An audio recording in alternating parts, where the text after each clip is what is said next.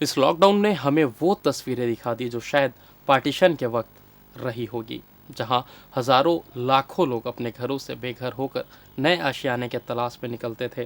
चेहरे में वो दर्द आज भी झलकता है। पेश है बीसीसी न्यूज़ की एक खास पेशकश। कुछ ऐसे कारवां देखे हैं 47 में भी मैंने, कुछ ऐसे कारवां देखे हैं 47 में भी मैंने। ये गांव भाग रहे हैं अपने वतन में, हम अपने गांव से भागे थे जब निकले थे वतन को। हमें शरणार्थी कह के वतन ने रख लिया था, शर्म दी थी। इन्हें इनकी रियासत की हदों पर रोक देते हैं, शर्म देने में खतरा है। हमारे आगे पीछे तब भी एक कातिल अजल थी, हमारे आगे पीछे तब भी एक कातिल अजल थी। वो मजहब पूछती थी, हमारे आगे पीछे अब भी एक कातिल अजल है। न मजहब नाम जात कुछ पूछती है, मार देती है। खुदा जाने ये बंटवारा बड़ा है या वो बंटवारा बड़ा था। नहीं, ये पार्टीशन के दौर की तस्वीरें नहीं हैं, बल्कि 21वीं सदी के हिंदुस्तान की तस्वीरें हैं। 2020 के हिंदुस्तान की। जरा हजारों की तादाद में सड़कों पर भूखे प्यासे ये लोग कई सौ किलोमीटर या तो पैदल चल चुके हैं या 300, 400, 1000 किलोमीटर की यात्रा करनी इन्हें अभी बाकी है। पैदल, हाँ भाई पैदल। किसी माँ की गोद में दूध पीता बच्चा है तो कोई गर्भवती। पैरों में छाले हैं, आंखों में आंसू, और मासूम बच्चे, उनकी तकलीफ के बारे में तो लिखा भी नहीं जा सकता।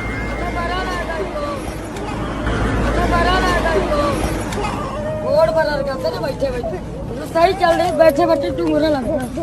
चल बेटा चल यार, एक पकड़ ले, एक हाथ पकड़ ले, चल रहे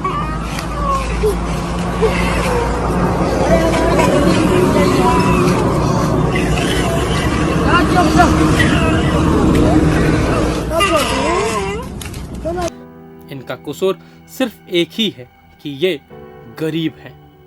अपना और अपने बच्चों का पेट पालने के लिए बेहतर जिंदगी की तलाश में अपने गांव से इस बड़े शहर आए थे, जिसने पल भर में इन्हें अपने मुल्क में मुहाजिर बना दिया।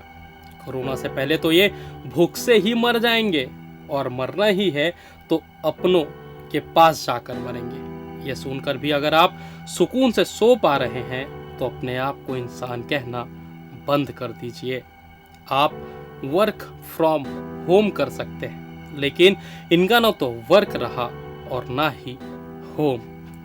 जिन मेट्रोस का जाल बिछाने के लिए इन मजदूरों ने अपना पसीना बहाया, वो इनकी जरूरत के वक्त बंद है। जिन रेलों की पटरियों को इन्होंने बिछाया, वो इनके घर तक नहीं जाती। जिन अमीरों के घरों को इन्होंने खड़ा किया, उनके दरवाजे इनके लिए ही बंद है। इन फैक्ट्रियों के ये हाथ थे, उन मालिकों ने अपने हाथ उनके लिए पीछे कर लिए। जुल्म की इससे बड़ी इंतहा आपने नहीं देखी होगी। इसका जिम्मेदार कौन है? इनकी तकलीफ और आहों का हिसाब कौन देगा? परिवार में स्वर्गवास हो नहीं पहुंच पाए, बाबा स्वर्गवास हो गए, सगे नहीं पहुंच पाए। अब क्या हम स्वर्गवास हो जाए, रस्सी लेके चलाऊं दीदी, कसम से मर जाऊंगा, लेकिन हम लौट के नहीं जाऊंगा। हम अपने दोनों बच्चे लेके हम खुद ही मर जाएंगे। हम क्या, हम दिल्ली में नहीं रुकेंगे। वो तो है।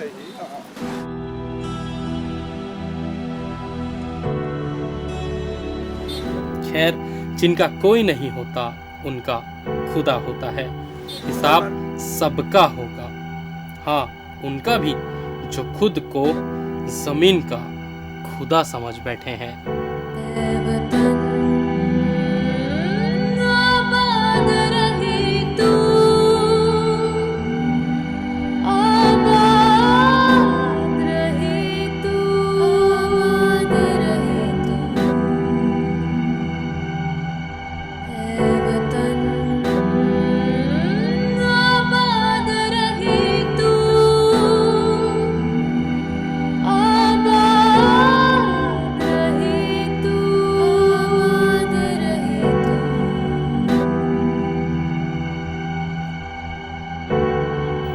PCC न्यूज़ के लिए शमशेर अली की रिपोर्ट।